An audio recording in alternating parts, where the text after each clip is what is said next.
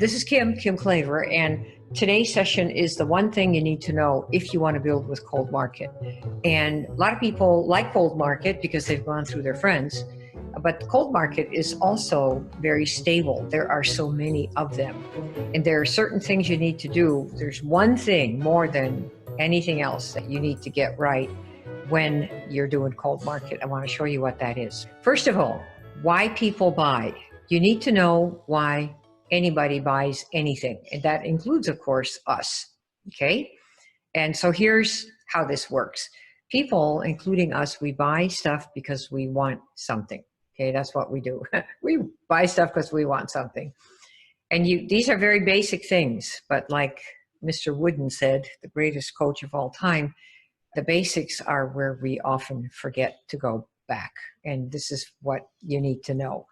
People buy for one of two reasons. One is to make a problem go away. Some problem that is to them a problem, and they want to make it go away. And the other reason is they want to get something that they want. Tony Robbins talks about this as, moving away from, like getting rid of something, or moving towards getting something that they want. And he also notes that most people do things to make problems go away. Some people do things, maybe 10 to 15, 20% at most, do something to go towards something that they want. So that's why you'll see a lot of people marketing stuff.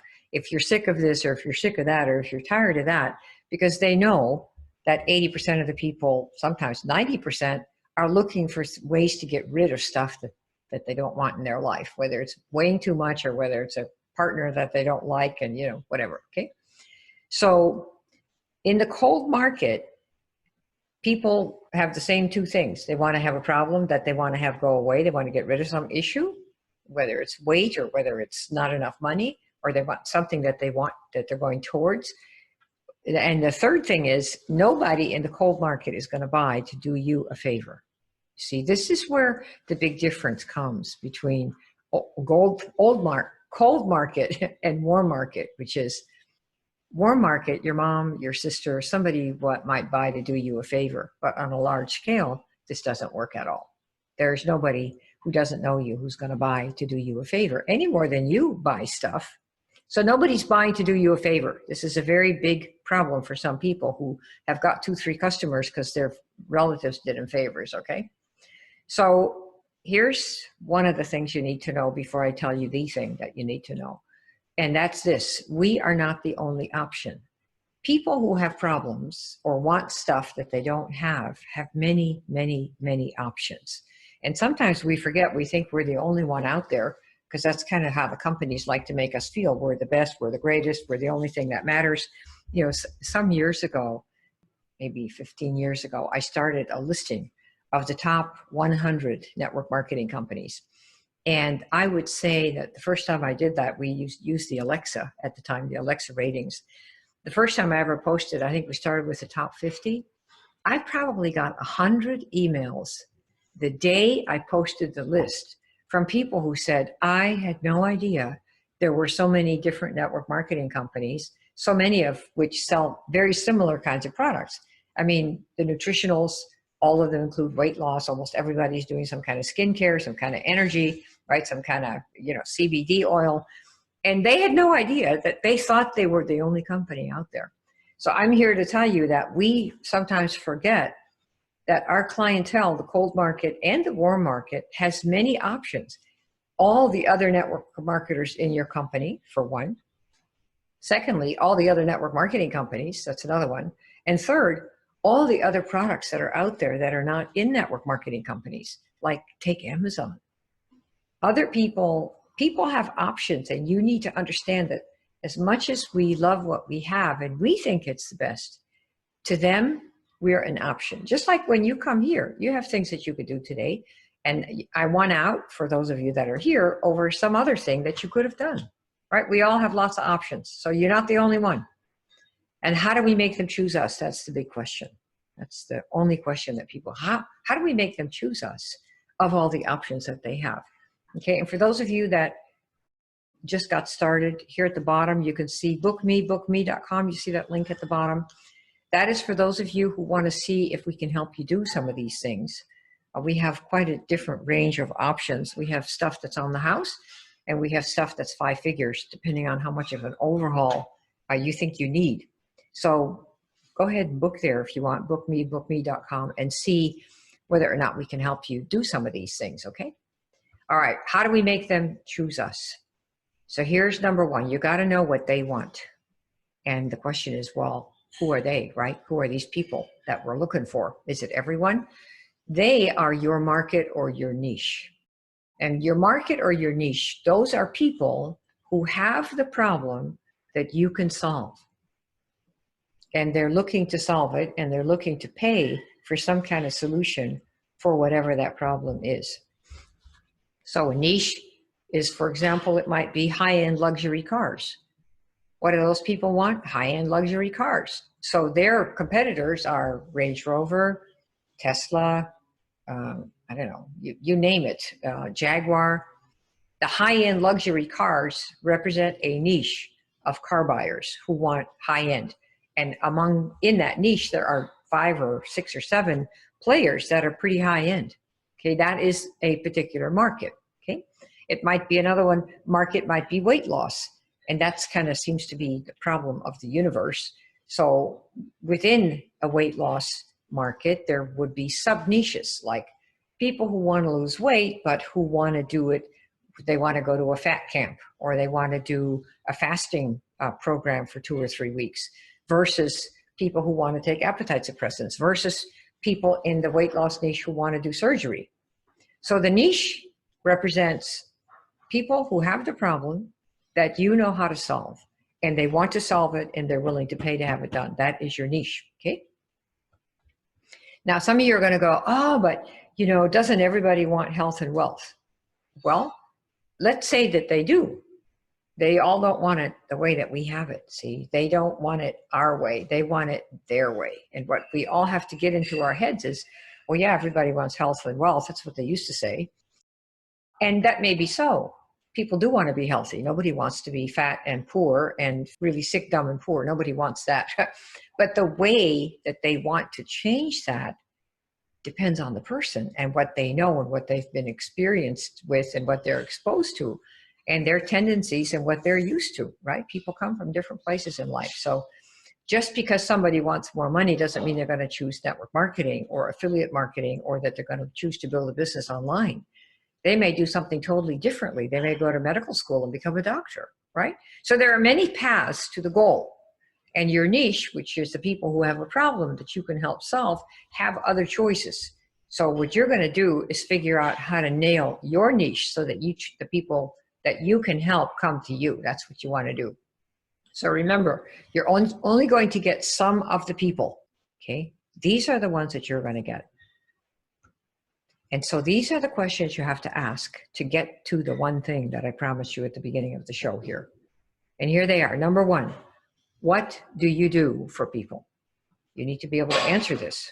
You can answer it in the group, or you can answer it for yourself, but this is where you get out your pad and paper, okay? What do you do for people?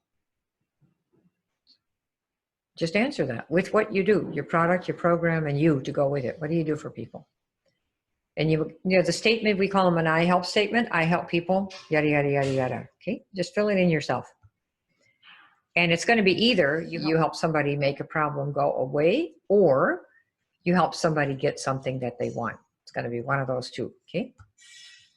Question number 2, what do they think they have to do that they do not want to do to get what they want? Okay, this is a very interesting question that tells you why people say things like, here's how to make income without having to go door to door. So you see, this is where the structure comes from. A lot of people think they have to do things. Say, take network marketers. I want to make money with network marketing, but I don't want to go to my friends to do it, right? So this is what gives rise to those kinds of marketing pitches, because people know that, yeah, I want this, but I don't want to do that to get there. I want this, but I don't want to pretend friend people to make them think I really like them, but all I really want is I want them to buy, right? So that's what you need to figure out for your market, for your niche. What do they think they have to do that they don't want to do to get what they want. Well, here's one. I don't want to go to my friends or family. I don't want to go. A person says, yeah, I want to try the product, but I don't want to go on auto ship. What are they telling you? So you could market, hey, I have a way to do a weight loss program where you don't have to go on auto ship. That would be a great way to use that. So you take the very objections that people have and turn it into your marketing, which is kind of a secondary thing here. Other people say, I don't want to live on shakes. Well, how to lose weight without having to live on shakes, right? So you take every objection, you can turn it into a marketing pitch. It's really great. But for now, you need to figure out this question, which is, what do they think they have to do that they do not want to do to get what they want? Okay, what are these things? And number 3, why have these folks not done this on their own? Why haven't they completed? Why haven't they lost the weight? Why haven't they made the money? Why haven't they done the marketing? Why haven't they gotten the leads? Why haven't they done, I don't know, whatever, they get their Facebook up? Why haven't they done this on their own? You need to know this. All right, here's number 4. What turns these folks off? What are they afraid of? And these are questions you got to know if you're going to market effectively. Okay, what turns them off? What are they afraid of? And what is the end result that the folks want? Okay, what's the end result that they want? And the question here, of course, you're going to say, well, how do you know these things, right? How do we figure this stuff out? You have to know your niche. This is the one thing that you need to know if you want to work cold market. You must know your niche. And that means being able to answer these questions. And how do you figure this out? How are you going to know these things? A lot of people think, oh, let me sit on my couch and think about it. I think maybe they want this, or, oh, no, I think they want that. Or, no, I think they want this or that. But this is not how you do this, you see. Your market is comprised of people that have a problem that hopefully many of you have had and have gotten past. Like many of you have your personal before and after stories with your business, with your product, or maybe even your business. You might say, well, before I started on this program, I was somebody who didn't really have any energy. And I thought, if I don't drink my pot of coffee every day, I'm going to be wanting to sleep all afternoon, right? And that might be, and you might have found some product or program or some way of eating that has given you energy without having to drink a big pot of coffee, right? So if that's the case, you'll have a before and after. But you want to help people who would like to say get off coffee and still keep their energy up during the day, let's say, right? And how do you find out what their issues are with this? People who used to be where you are, how do you find this out? You have to talk to them. What you do is you interview 30 to 50 people that have the problem that you think you can help with. And you conduct interviews, you ask a set of questions so that you get these answers, the ones to the questions that I gave you up above. That's really what you want to do. When you get these conversations, you record them, let people know I'm doing my market research, because that's what you're doing. This is called market research. And in our industry of network marketing, it is something that's really completely unheard of. Nobody talks about market research, because for the last 30 years that I've been in it, what do you hear? Everybody wants this. That means the whole world's the market, which is of course ridiculous. It's not true, but it sounds good. And to somebody who has no marketing experience, it sounds very good. Oh, everybody wants this, great.